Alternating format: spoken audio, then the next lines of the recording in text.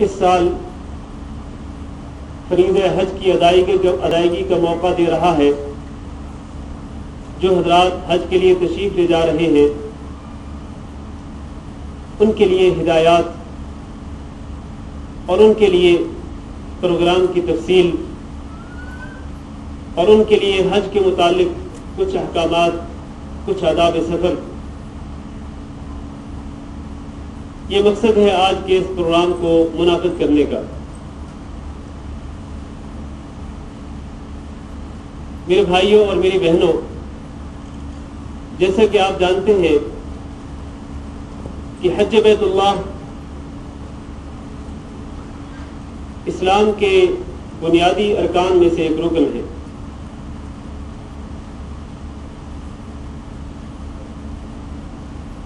اسلام کا سب سے پہلا رکن تو یہ ہے کہ آپ اللہ رب العزت کی توحید کا اقرار کرتے ہوئے یہ گواہی دیں کہ اللہ کے سوا کوئی معبود برحق نہیں اور حضرت محمد صلی اللہ علیہ وسلم اللہ کے رسول ہیں، اور دن اور رات میں اللہ رب العزت نے جو 5 نمازیں آپ پر فرض کی ہیں ان نمازوں کو ادا کریں، اور زکوٰۃ ادا کریں۔ آپ کے مال میں اللہ رب العزت نے جو حق رکھا ہے فقراء اور مساکین وغیرہ کا، اس حق کو ادا کریں۔ رمضان المبارک کے روزے رکھیں۔ ان ارکان کے ساتھ ایک بنیادی رکن جس پر اسلام کی عمارت قائم ہے وہ ہے حج بیت اللہ ادا کرنا، اور یہ ان لوگوں کے لیے ہے جو حج بیت اللہ کرنے کی طاقت رکھتے ہوں، استطاعت رکھتے ہوں۔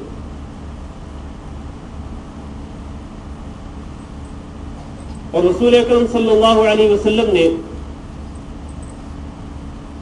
لوگوں کے سامنے خطاب کرتے ہوئے حج کی فضیلت کو بیان فرمایا، اور آپ نے فرمایا کہ لوگوں، تم پر اللہ تعالی نے حج کو فرض کیا ہے۔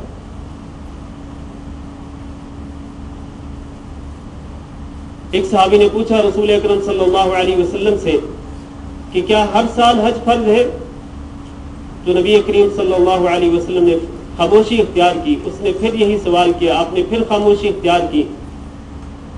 اس کے بعد اس نے پھر یہی سوال کیا، رسول اکرم صلی اللہ علیہ وسلم نے فرمایا کہ ہر سال نہیں بلکہ عمر بھر میں ایک ہی مرتبہ حج فرض ہے۔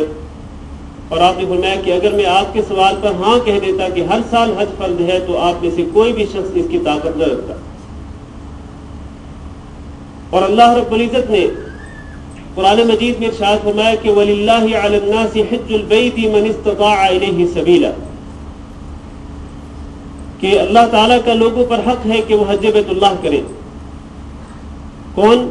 من استطاع الیہ سبیلا، جو اس کی طرف جانے کی استطاعت رکھتا ہو، یعنی بدنی جسمانی طاقت بھی رکھتا ہو اور مالی طاقت بھی رکھتا ہو۔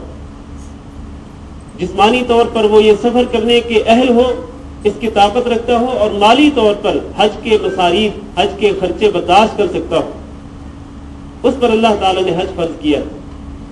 اور حج جب فرض ہو جاتا ہے کسی بھی مسلمان پر تو پھر اس کے لیے ضروری ہوتا ہے کہ وہ پہلی فرصت میں حج بیت اللہ ادا کرے، اور اللہ تعالیٰ کا یہ فریضہ فوری طور پر ادا کرے۔ اس میں اگر کوئی شخص دیدہ دانستہ بغیر کسی شرعی عذر کے تاخیر کرتا ہے تو وہ بہت بڑے گناہ کے ارتکاب کرتا ہے۔ حضرت عمر بن خطاب رضی اللہ تعالیٰ عنہ نے مختلف شہروں کی طرف یہ پیغام بھیجا تھا، اور اپنے کچھ نمائندے بھیج کر انہیں یہ کہا کہ جاؤ دیکھو کون لوگ ہیں کہ جن کو اللہ رب العزت نے حج کرنے کی طاقت دی ہے لیکن وہ حج کرنے کے لیے نہیں آ رہے، تو ان پر جا کے جزیہ فرض کر دو۔ آپ کو معلوم ہونا چاہیے کہ جزیہ غیر مسلموں سے لیا جاتا ہے۔ جب وہ کسی مسلمان ملک میں رہتے ہیں تو ان پر جزیہ ادا کرنا ضروری ہوتا ہے۔ اس سے آپ اس فریضہ حج کی اہمیت کا اندازہ کر سکتے ہیں۔ آپ حضرات، ہمارے بھائی اور ہماری مائیں بہنیں جو حج بیت اللہ کے لیے جا رہے ہیں، آپ یقیناً خوش نصیب ہیں۔ اللہ تعالیٰ آپ کو یہ موقع دے رہا ہے کہ آپ حج بیت اللہ کا فریضہ ادا کریں۔ عزیزان گرامی، یہ حج بیت اللہ ادا کرنا بہت بڑی फजीलत का अमल है। रसूल अकरम सल्लल्लाहु अलैहि वसल्लम ने इरशाद फरमाया कि अल हज्जुल मबरूर लैसा लहू जज़ाउन इल्ला अल जन्नह, कि हज मबरूर जो है, जो अल्लाह ताला के यहाँ कबूलियत के मकाम पर फायज होता है, वो हज जिसको अल्लाह ताला कबूल कर लेता है, उस हज का बदला अल्लाह ताला के यहाँ जन्नत ही है। जन्नत के सिवा अल्लाह के यहाँ इसका कोई बदला नहीं, जन्नत ही इसका बदला है। और आप सल्लल्लाहु अलैहि वसल्लम ने इरशाद फरमाया कि ताबिउ बैन अल हज वल उम्रह, कि तुम हज और उम्रा मुसलसल करते रहा करो, इसलिए कि इन्नहुमा यनफियानी अल फक्र व ज़ुनूब कमा यनफी अल कीरू खबथ अल हदीद, कि ये हज और उम्रा जो है ये इंसान के गुनाहों को और उसकी गुर्बत और फक्र को इस तरह ख़त्म कर देते हैं कि जिस तरह एक भट्टी लोहे के जंग को ख़त्म कर देती है। अगर लोहे को आप भट्टी में रखें तो उसका जंग ख़त्म हो जाता है, वो लोहा जंग से बिल्कुल पाक हो जाता है। बिल्कुल इसी तरह से हज और उम्रा करने से ही, हज और उम्रा करने के साथ भी मुसलमान गुनाहों से बिल्कुल पाक और साफ हो जाता है। और रसूल अकरम सल्लल्लाहु अलैहि वसल्लम ने इरशाद फरमाया कि अल हुज्जाज वल उम्मार वफ़दुल्लाह, कि हज करने वाले और उम्रा की सआदत हासिल करने वाले लोग ये अल्लाह के मेहमान होते हैं, कि अल्लाह रब्बुल इज़्ज़त ने इनको बुलाया कि आओ हज बैतुल्लाह की अदायगी के लिए। इन्होंने अल्लाह की पुकार पे लब्बैक कहा, लब्बैक अल्लाहुम्मा लब्बैक कहते हुए ये मेरे घर में आए, अल्लाह ताला के घर की तरफ आए। अल्लाह ताला इनको अपना मेहमान करार देता है और फिर अल्लाह ताला फरमाता है कि मेरे मेहमानों, तुम जो कुछ मुझसे मांगोगे मैं तुम्हें अता करूंगा, तुम जो मुझसे दुआ करोगे मैं तुम्हारी दुआ को कबूल करूंगा। और रसूल अकरम सल्लल्लाहु अलैहि वसल्लम ने इरशाद फरमाया कि मन हज्ज फलम यरफुस वलम यफसुक रजअ कयौम वलदतहु उम्मुहु, जो शख्स हज बैतुल्लाह करता है और हज बैतुल्लाह में वो बेहयाई से परहेज करता है, इज्तिनाब करता है हर किस्म की बेहयाई से, और वो अल्लाह ताला की नाफरमानी नहीं करता, किसी गुनाह के इर्तिकाब नहीं करता।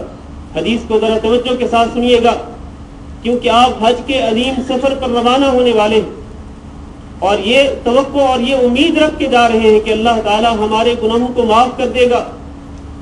तो गुनाहों की माफी के लिए दो शर्तें रसूल अकरम सल्लल्लाहु अलैहि वसल्लम ने जिक्र फरमाई कि हज बैतुल्लाह किया और पूरे हज बैतुल्लाह के दौरान, हज के सफर के दौरान जाने से लेकर वापस आने तक लम यरफुस, उसने अपनी जबान को बेहयाई पर मबनी गुफ्तगू से बचाया और बेहयाई पर मबनी कोई काम नहीं किया और वो अल्लाह ताला की नाफरमानी से इज्तिनाब करता रहा, अल्लाह की नाफरमानी नहीं की, गुनाहों से बचता रहा। रजअ कयौम वलदतहु उम्मुहु, तो ये शख्स जिसने इस तरह हज बैतुल्लाह अदा किया, ये हज बैतुल्लाह के बाद इस तरह अपने घर को वापस लौटता है कि जिस तरह अभी अभी अपनी माँ के पेट से गुनाहों से बिल्कुल पाक साफ पैदा हुआ। ये फजाइल हज बैतुल्लाह के, और इसके अलावा दीगर कई फजाइल जो आप बार बार सुनेंगे हज बैतुल्लाह के दौरान। वहाँ मक्का में रिहाइश के दौरान और फिर मनासिक के हज की अदायगी के दौरान ये फजाइल और ये अहकाम आपको बार बार बताए जाते रहेंगे। जो आपके साथ मुर्शिद होंगे, वज़ारतुल औक़ाफ़ की जानिब से मुझे इस हमला के साथ बतौर मुर्शिद भेजा जा रहा है और इसके अलावा मोहतरम मौलाना अब्दुल खालिक साहब भी इस हमले के साथ बतौर मुर्शिद ही होंगे।